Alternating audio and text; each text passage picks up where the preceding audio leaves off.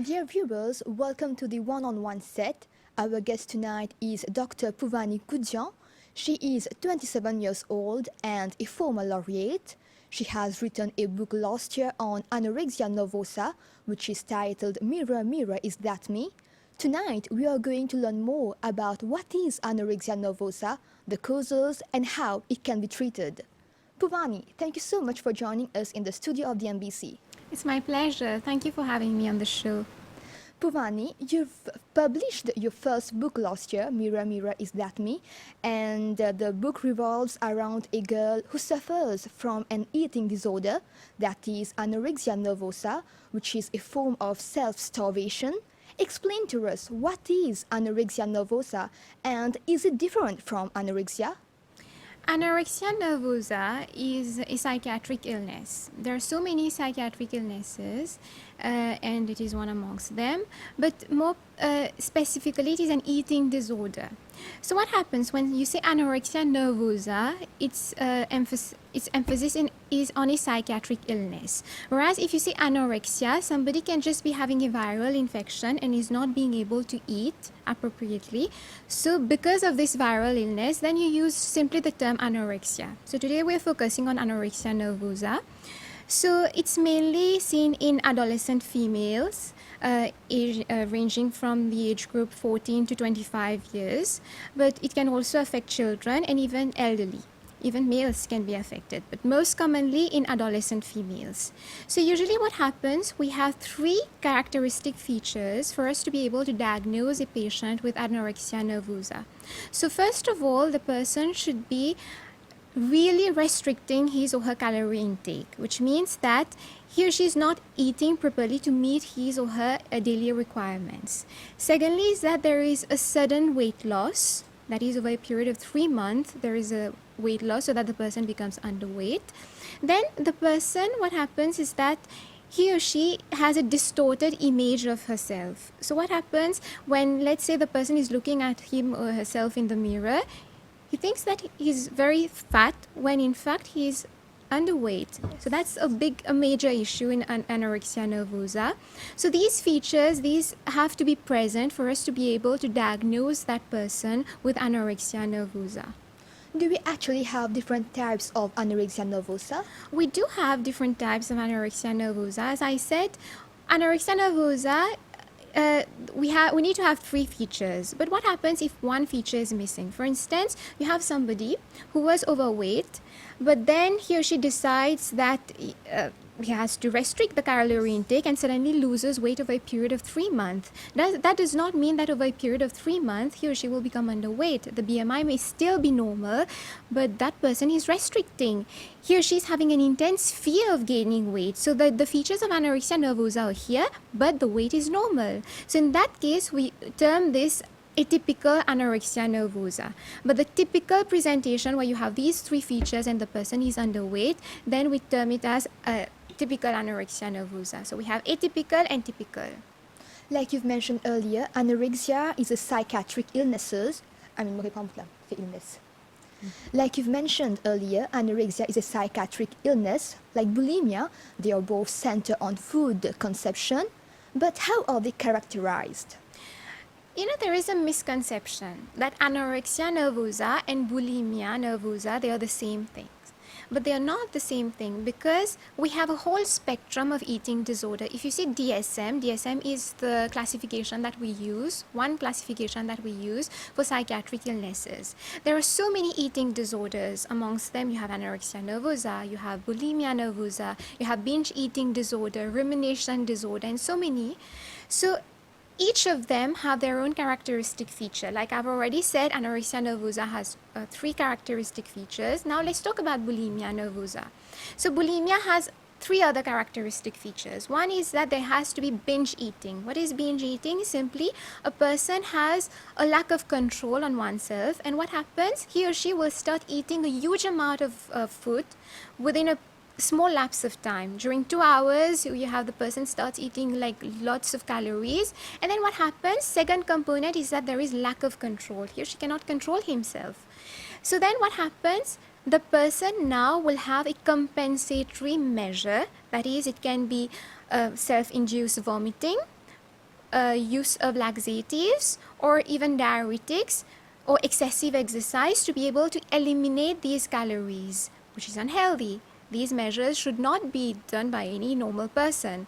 So this is bulimia nervosa. So you see they are different. Anorexia nervosa, you do not see these features. So they are totally different. So that's why we need to be able to identify each one of them to be able to treat them. But can someone who is suffering from anorexia nervosa develop symptoms like bulimia later? Of course, when you have one eating disorder, even one psychiatric illness, let's not restrict ourselves to anorexia nervosa. When you have one psychiatric illness, it can happen that the person develops another psychiatric illness at the same time or even over a period of time. So we've seen that people with obsessive compulsive disorder, I think you've heard of it, OCD. They have a compulsive attitude where they want to wash their hands or they want everything to be clean. These people, they can even develop anorexia nervosa later. So even anorexic people, they can develop bulimia afterwards. So because there is something known as personality traits that are present in people, each of us have a different personality. So if we characterize them or put them in categories, what happens, we'll see that one category is more prone to have OCD, anorexia nervosa, bulimia. Another category is prone to have schizophrenia or bipolar disorder. So you see, it's just about the personality of the person also.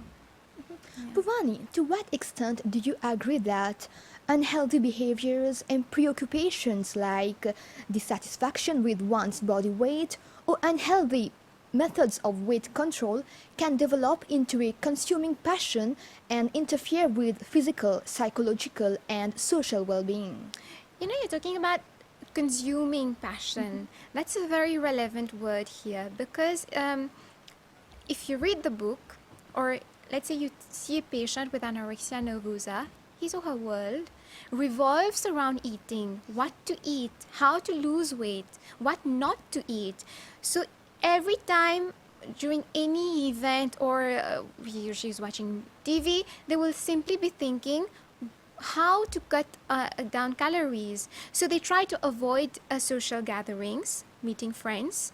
So their socialization aspect also gets hampered. They cannot meet with friends to eat outside because they cannot eat. They do not want to eat in front of others because others will say they are eating too less.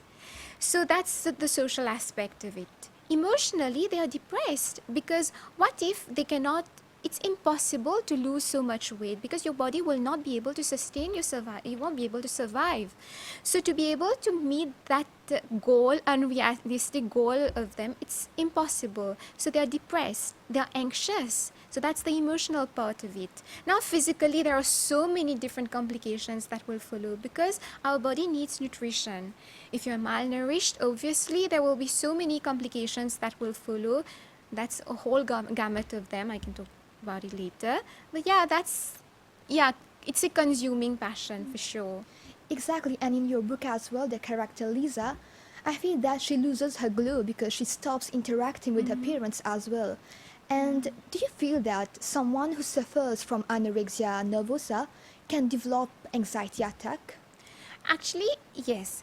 Anxiety attacks are very common in anorexic people because even in my book, I'll talk Yes. I think throughout the book, Lisa is anxious because just think something is constantly preoccupying your mind. You just want to lose weight.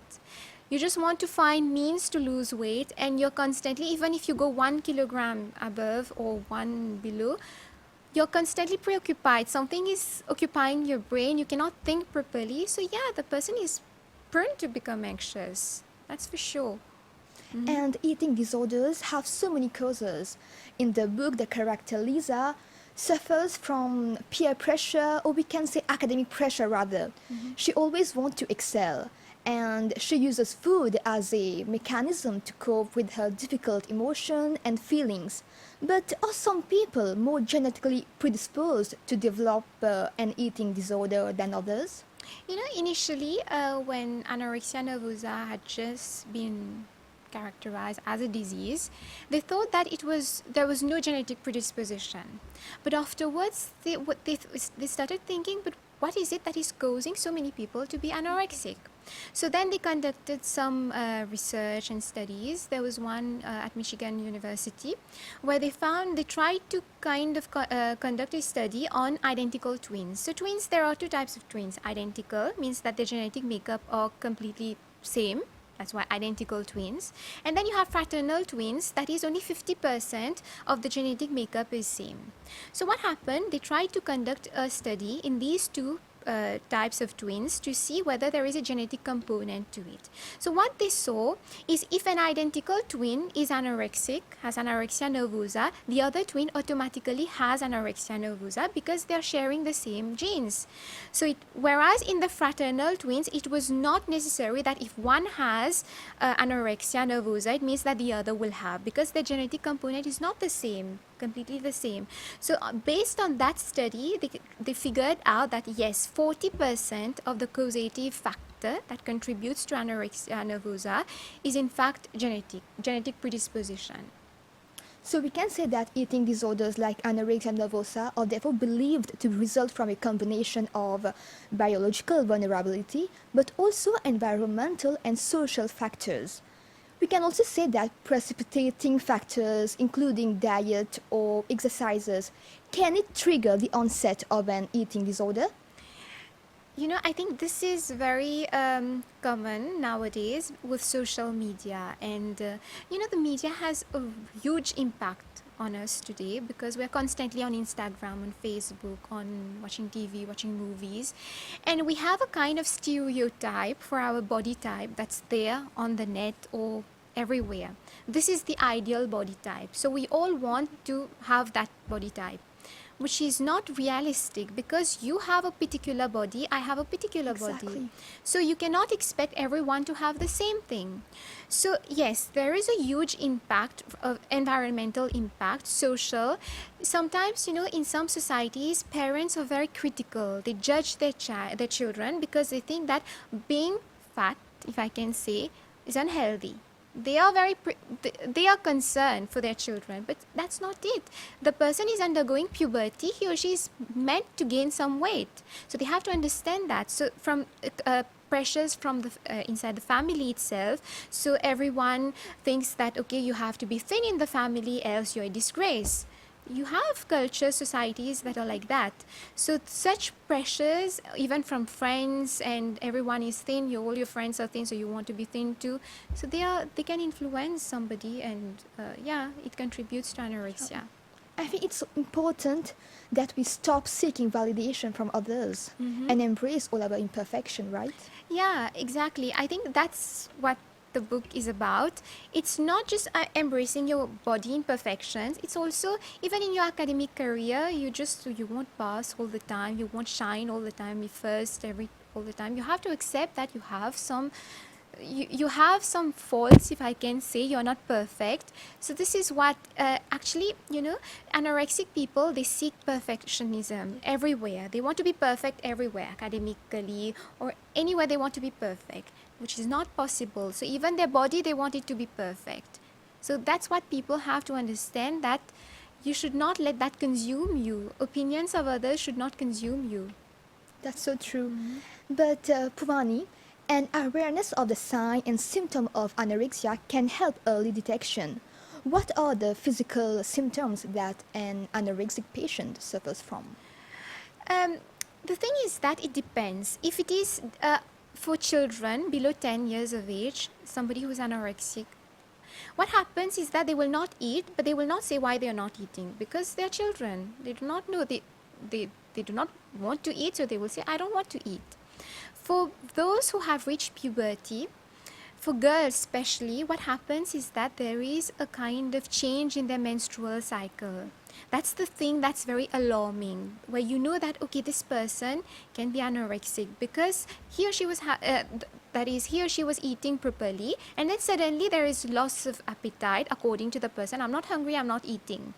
So sudden loss of weight, loss of appetite, or even you have endocrine abnormalities. The person starts having thyroid issues, or loss of muscle mass.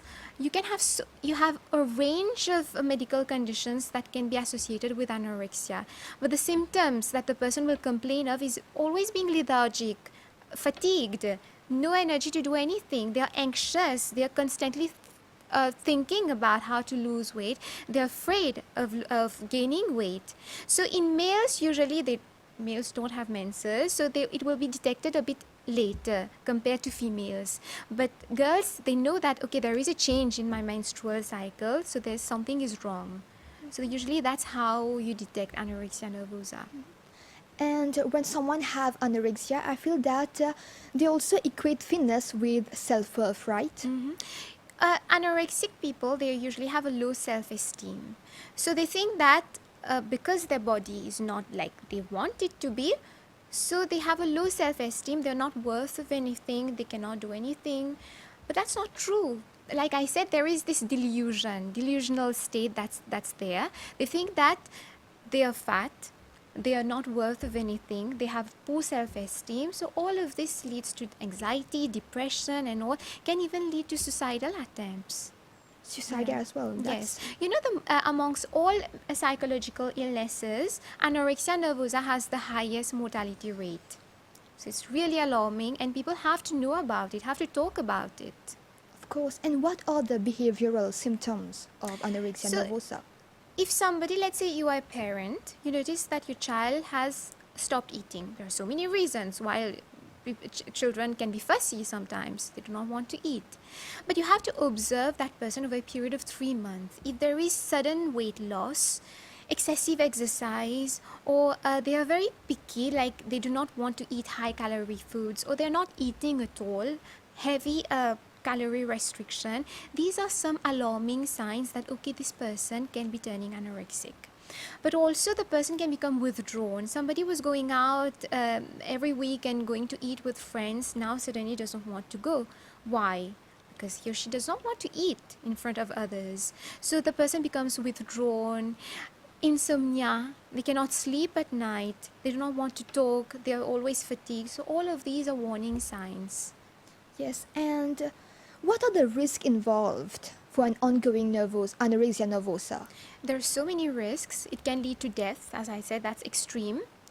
Hospitalization, we have to see patients before they reach that hospitalization state, because when they are hospitalized, it means that their body is not being able to function. We have to understand something. Our body is made up of systems. We have different systems, gastrointestinal, neurological and things like that. These systems, they depend on our organs. Our organs are made up of cells. Our cells need nutrition to be able to function. So the first thing is that the cells will shrink. So you have atrophy. Atrophy means loss of size of all the organs in the body. So just imagine, your heart was supposed to be a size, now it has shrunken. The liver was supposed to be a size, now it is shrinking. So it won't be able to function. So it can range from dermatological conditions like skin condition. You have thin skin, dry, scaly skin, to very serious conditions like cardiac events. You have cardiac failure, severe anemia. Anemia is a very common presentation of anorexia nervosa. And you have lots of things. Your liver functions are disturbed. If you do a liver function test in these people, it will be disturbed. And you have constipation. These people suffer from constipation. And you see, the whole system is disturbed. It sounds so dangerous, you know? It is dangerous. It's very dangerous. We've talked about the risk, the causes of anorexia nervosa, but prevention is always better than cure. How can it be prevented? I think that the first thing is people should start talking more about anorexia nervosa. If you do not know about anorexia nervosa, how will you pick up the warning signs, alarming signs in your child? You have to be able to pick up the signs. So I think that we need to talk more. We need to reach out more to people at school. We can make campaigns talking about anorexia nervosa so as to be able to educate people about anorexia nervosa. Second, I think if psychologists were attached to schools, I don't know, we have psychologists attached to some schools in Mauritius, secondary schools, they would be able to pick up that a very early stage. We do not want to reach that hospitalization stage. So we want to attack that early itself.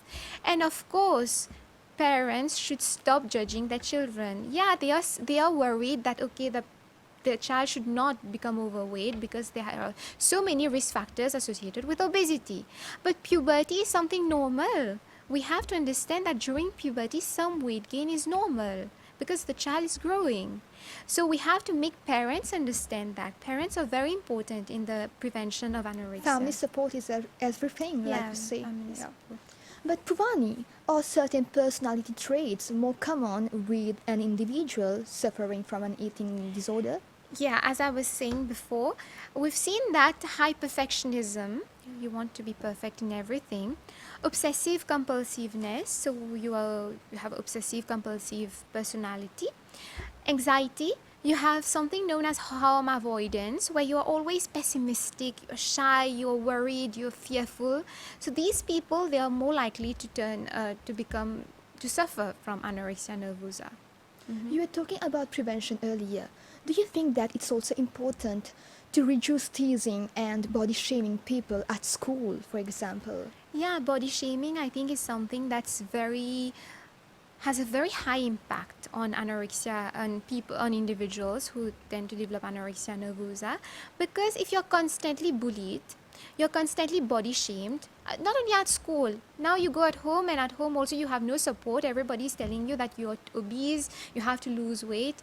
Obviously this will have a very huge impact on the individual, and this can also this person can also carry on with that particular disorder in adulthood also. If all the time he or she has been shamed during childhood, obviously it will impact the future of that person. So we have to stop with that body shaming. I think now they are doing this in social media. You see models with plus size and all, but we need to do it more, I think. And in your book, you've mentioned that treatment of anorexia nervosa involves nutritional rehabilitation to normalize weight and eating disorder, but we've also seen that psychotherapy plays an important role to manage those challenging emotions and also to prevent relapse. Tell us more about it. You know, anorexic people, they are stubborn. Like in their mind, they're fat, so they're fat. They're Nobody controlled by the mind, in Yes. fact. So their mind is the enemy here. So they cannot reason by themselves. They need somebody else. And usually their parents, they're so emotional, they will not be able to reason objectively, to assess the situation objectively. So you need a third person. So this is where psychotherapy comes into play. There are different types of psychotherapy, but the one that we use in anorexia nervosa is cognitive behavioral therapy, where the counselor will talk with the patient and will try to see what is it in the personality, that is in the emotional behavior of the person, that is lacking or that is excessive, that is causing the person to become anorexic. So they will try to tackle both of them. They will try to find ways to cope with that. So this is what psychotherapy is about. And you've written your book last year, Mirror, Mirror, Is That Me? When did it click to you that you want to talk about that issue? You know, it never really clicked, as you say, because for me it was just, I was in lockdown, we were in lockdown, and I was not working because I had just completed my internship. You have to give an exit exam to be able to practice as doctor. So I had nothing to do, so I decided to write a story.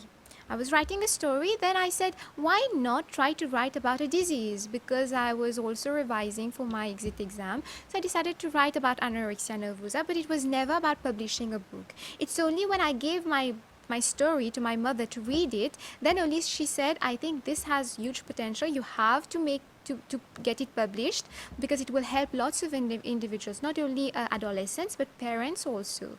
So that's why I decided to publish it afterwards. And how did you build the character Lisa? Who were your inspirations? You know, actually Lisa is just a combination of many characters I've seen. During my school days, I was at Queen Elizabeth College. We were all competing for the National State Scholarship.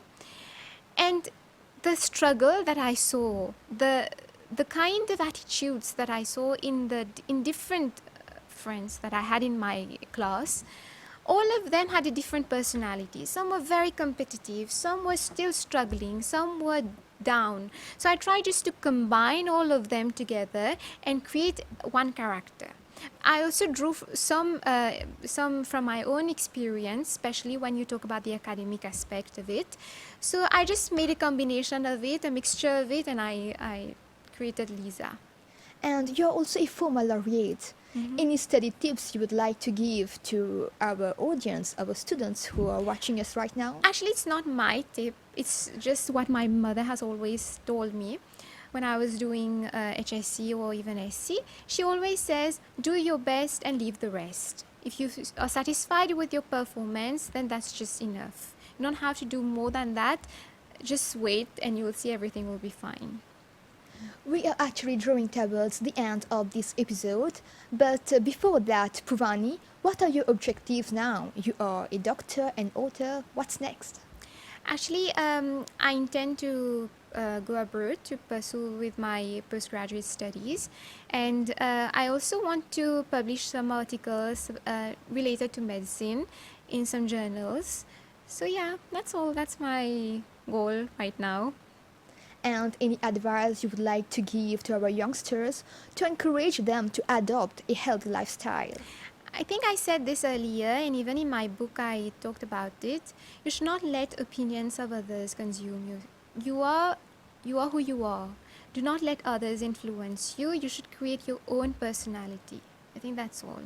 Thank you so much, Pouvani. It was such a pleasure to have you on the set of One on One tonight and talk about this psychiatric illness, anorexia nervosa. Thank you so much. It was a pleasure. Dear viewers, we have now come to the end of this episode. Thank you for your time. We hope to catch you next week at the same time, same channel. Have a great evening.